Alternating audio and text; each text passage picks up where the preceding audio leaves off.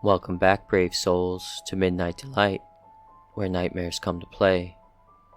Tonight, as the world outside prepares to relax and unwind, we delve into the dark corners of Labor Day weekend, where celebrations turn into horror, and what should be joyful times becomes a fight for survival.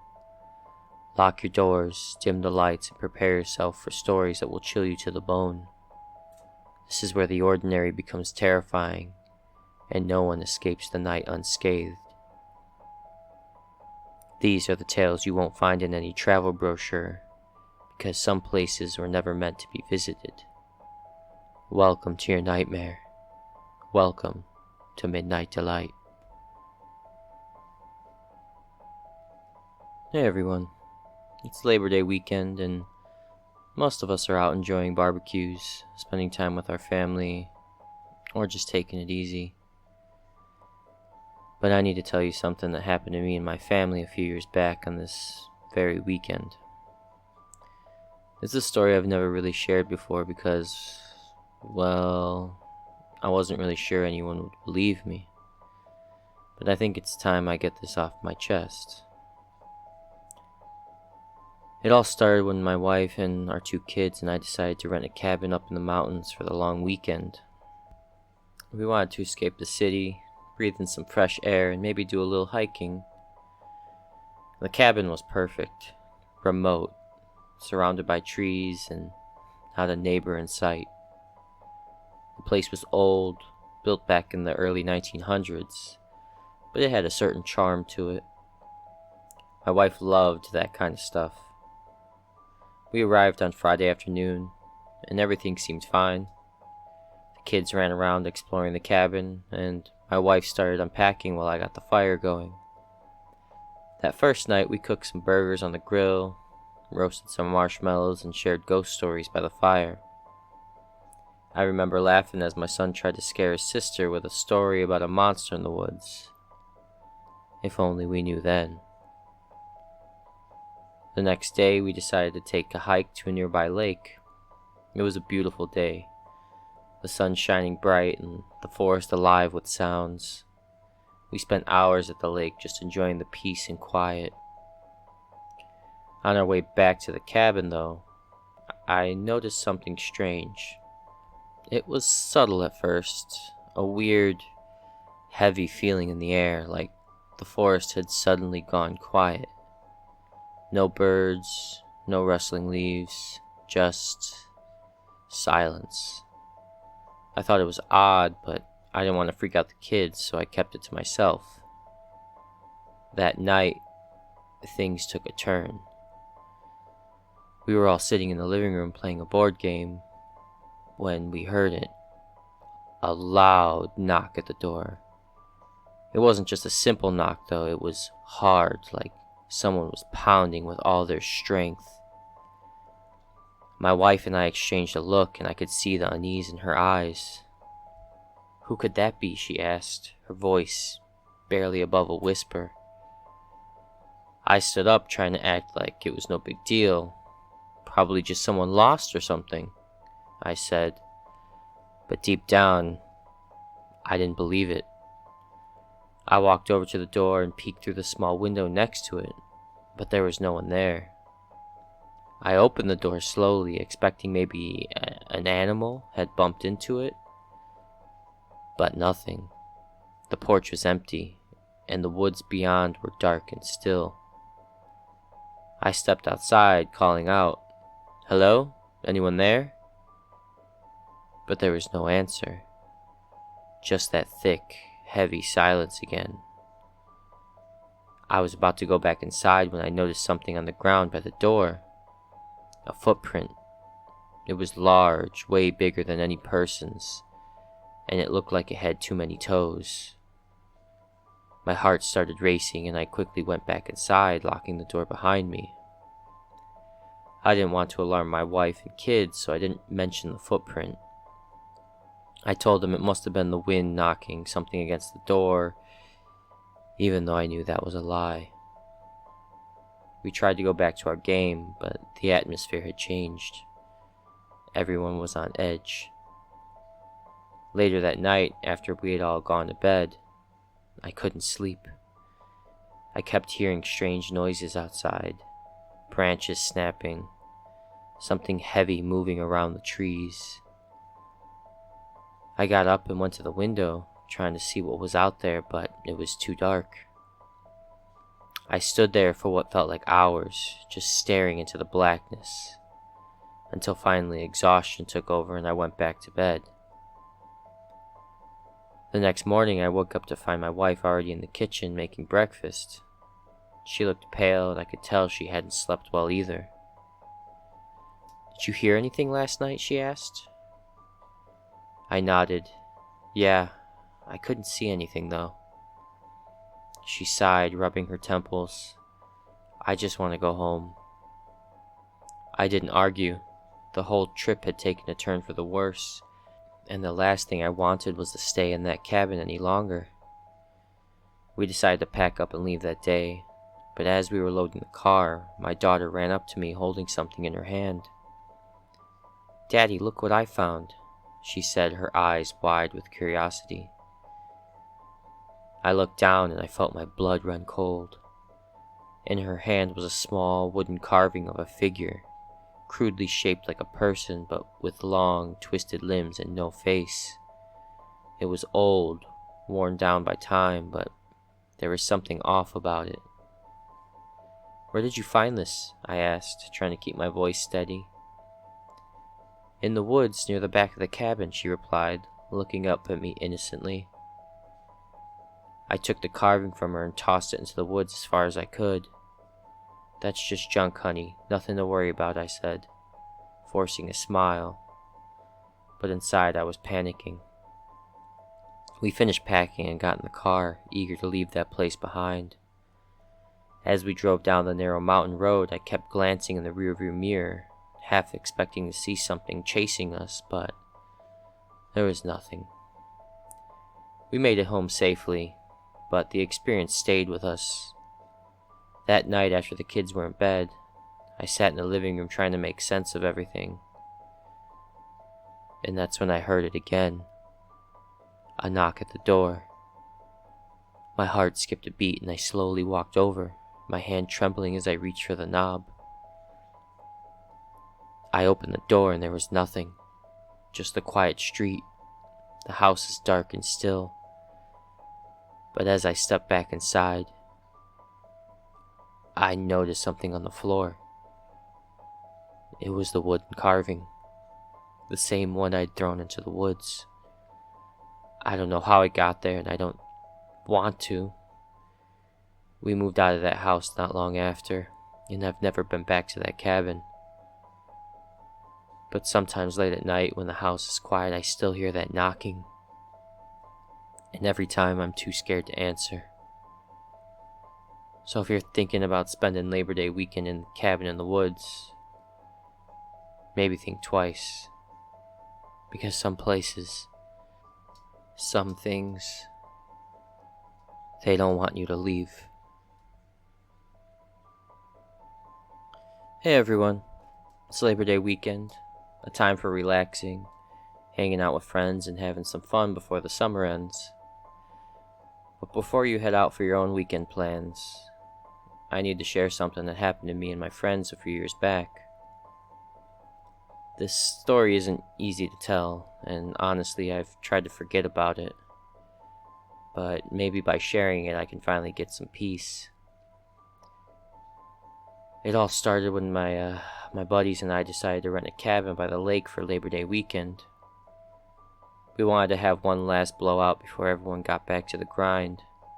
It was supposed to be a weekend of grilling, drinking, and just chilling out. We were all in our early 20s, just looking for a good time, and the cabin seemed perfect, secluded, right on the water, and with plenty of room for all of us.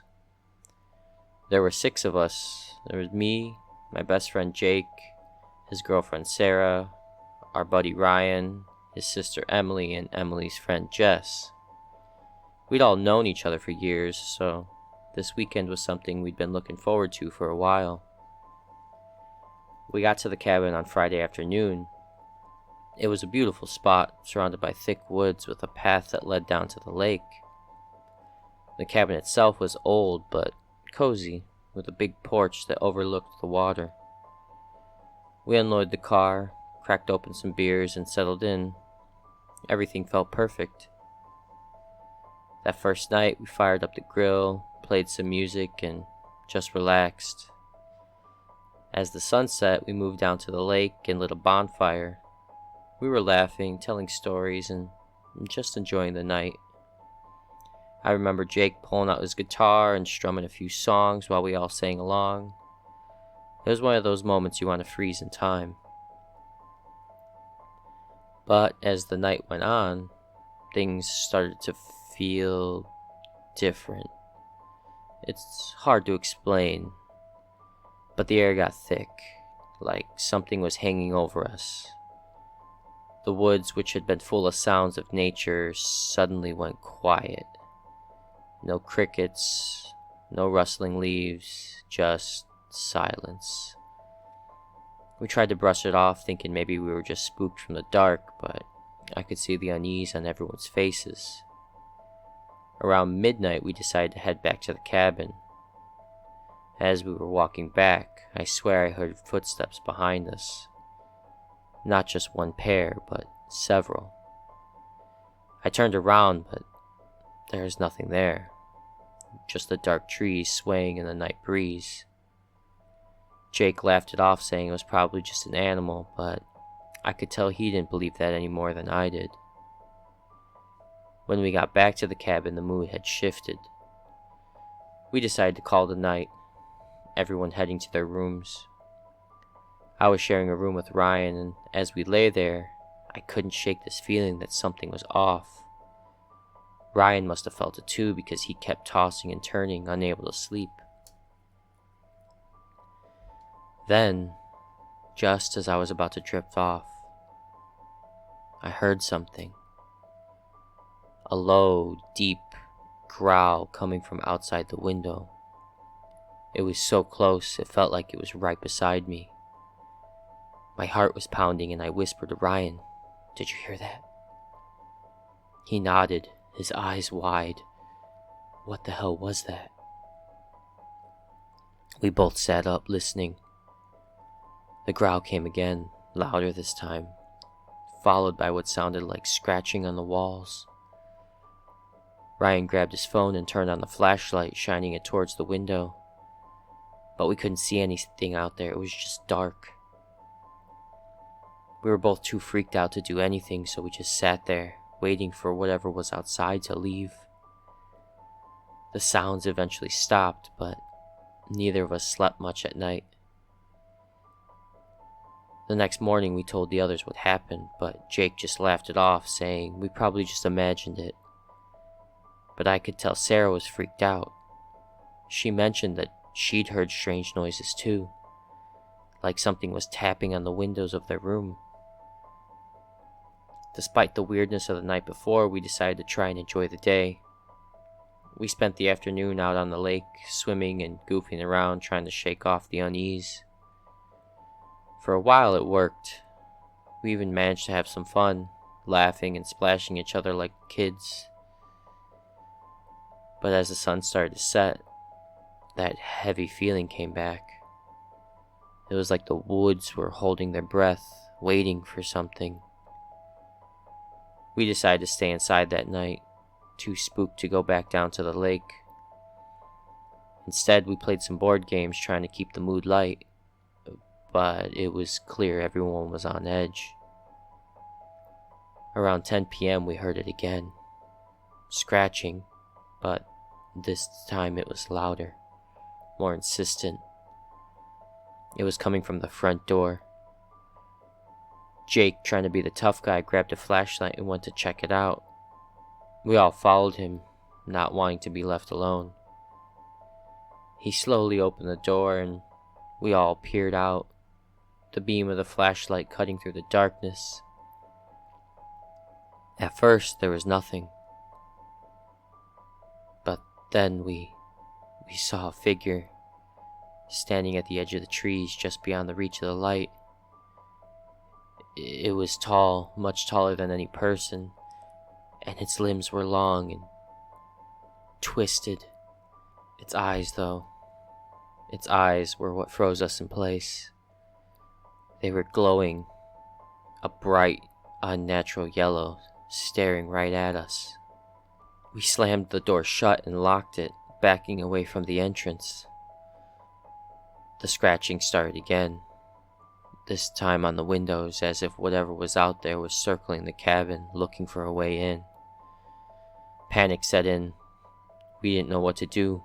We had no cell service out there, no way to call for help. We all huddled together in the living room trying to figure out what the hell was happening. That's when Emily, who'd been quiet the whole time, spoke up.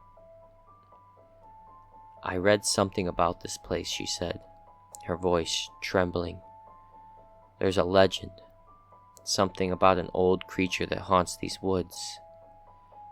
They say it's drawn to groups of people, especially when they're celebrating. It's like it feeds on their joy, and then it takes them." Her words hung in the air, sending chills down my spine. Before we could ask her more, the power went out, plunging us into darkness. We could hear it outside, whatever it was, moving around the cabin, tapping on the windows, scratching at the walls. It was like it was playing with us, waiting for us to make a mistake. We stayed like that for hours, huddled together, too scared to move. The noises continued, getting closer, more aggressive. Finally, just before dawn, they stopped. The silence was deafening, but none of us dared to move. When the first light of morning broke through the windows, we finally felt brave enough to move. We grabbed our things and bolted for the car, not even caring that we left half our stuff behind.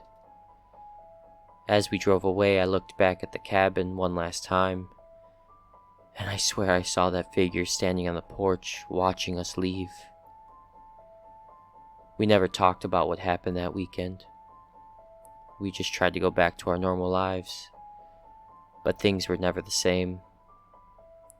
I lost touch with most of those friends after that. It's like that weekend took something from us, something we couldn't get back. So if you're planning on heading out to a cabin this Labor Day weekend, maybe think twice. Some places aren't meant for parties, and some things just don't want you to leave. Thanks for listening, and stay safe out there. Hey everyone. As we head into Labor Day weekend, I've got a story to share that still sends chills down my spine whenever I think about it. It's about something that happened to me and my wife, Sarah, right after we got married. This was supposed to be the happiest time of our lives, but it turned into a nightmare I'll never forget. It was just a few years ago, and Sarah and I had just tied the knot. We decided to skip the traditional honeymoon and instead take a long weekend trip for Labor Day. We figured it would be more relaxed and less crowded than the usual spots, so we rented a cozy little cabin in the mountains. It was perfect, secluded, surrounded by nature, and a place where we could just enjoy being together as newlyweds. We arrived on Friday afternoon. The cabin was everything we hoped for. A cute little wooden structure with a stone fireplace, a porch overlooking a small lake, and trees as far as the eyes could see. The place was old, probably built decades ago, but it had this charm that made it feel almost magical. That first day was great. We unpacked, took a walk by the lake, and even spotted some deer grazing nearby. We had dinner on the porch, watching the sunset behind the mountains. It was one of those moments that just felt perfect, like nothing in the world could go wrong. That night we curled up by the fire, talking about our future and how excited we were to start our lives together. But as the night wore on, something strange happened. The fire, which had been burning brightly, suddenly flickered and dimmed, almost like it was being smothered. I tried adding more wood, but it didn't help. And that's when we heard something. It sounded like footsteps outside the cabin. At first I thought it might be an animal, but the steps were too heavy, too deliberate. They moved slowly, circling the cabin. Sarah looked at me, her eyes wide with fear, and whispered, "Do you think someone's out there?" I shook my head, not wanting to worry her more, but the truth was, I didn't know what to think. I grabbed a flashlight and crept to the window, peeking out into the darkness. But there was nothing there, just the empty porch and the trees beyond, swaying gently in the night breeze. I tried to brush it off, telling Sarah it was probably just our imagination playing tricks on us. But deep down I couldn't shake the feeling that something was wrong. We decided to call it a night and headed to bed, hoping that a good night's sleep would clear our minds. But sleep didn't come easily. I kept hearing strange noises. The creak of floorboards, the sound of something scraping against the walls, and once I could have sworn I heard whispering. I kept telling myself it was just the wind or the old cabin settling, but it was hard to believe that. In the middle of the night, I woke up to the feeling of someone, or something, watching me. The room was cold, colder than it should have been with the fire still burning in the other room. I glanced over at Sarah, but she was fast asleep. And then I heard it again, those footsteps. Only this time they were inside the cabin. My heart was pounding as I reached for the flashlight on the nightstand. I flicked it on, shining the light around the room, but there was nothing there. Just the shadows cast by the dim light of the fire outside our bedroom. I got up, careful not to wake Sarah, and I stepped into the living room. The air was thick, heavy with the scent of something foul, like rotten meat. The fire had almost gone out, just a few glowing embers left. And then, in the faint light, I saw it. Something was standing by the window, its outline barely visible in the darkness. It was tall, too tall to be a person, and its limbs were thin, almost skeletal. It didn't move, it just stood there, staring at me with these hollow, empty eyes. I froze, not sure if I was really seeing what I thought I was seeing. My mind was racing, trying to make sense of it, but nothing added up. And then, in the blink of an eye, it was gone, just vanished, like it had never been there. I was left standing in the cold, empty room, my heart pounding in my chest. I didn't sleep at all after that. I just sat by the bed, watching over Sarah, waiting for the sun to come up. When morning finally arrived, I told her we needed to leave. I didn't want to scare her, but there was no way we were staying in that cabin another night. We packed up our things and headed out as quickly as we could. But as we were driving away, something made me look back at the cabin one last time. I didn't see anything, but I felt like it was still there, watching us. We never talked about what happened that night. Not really. Sarah could tell something had shaken me, but I think she knew it was best not to ask too many questions. We went back to our lives, tried to forget about it. But some things just don't let you forget. Even now, whenever Labor Day weekend rolls around, I can't help but think of that cabin, about what we saw, or what I thought I saw. And sometimes late at night when the house is quiet and Sarah's asleep beside me, I can hear those footsteps, circling the bed just like they did that night. So, if you're planning a getaway this Labor Day weekend, maybe choose a hotel and instead of a cabin in the woods. Thank you for joining me tonight, my fearless listeners. As you step back from the edge of darkness and return to the safety of your own world, remember, the stories we share here are more than just tales. They're warnings, echoes of what could happen if you're not careful. So the next time you plan a getaway, be it for Labor Day or any other time, keep your eyes open and trust your instincts. Because sometimes the places we visit have secrets they don't want to keep, and you might find yourself part of a story you wish you never heard. Until we meet again in the shadows, stay safe, and always remember, nightmares are just a heartbeat away. This is Midnight Delight, signing off.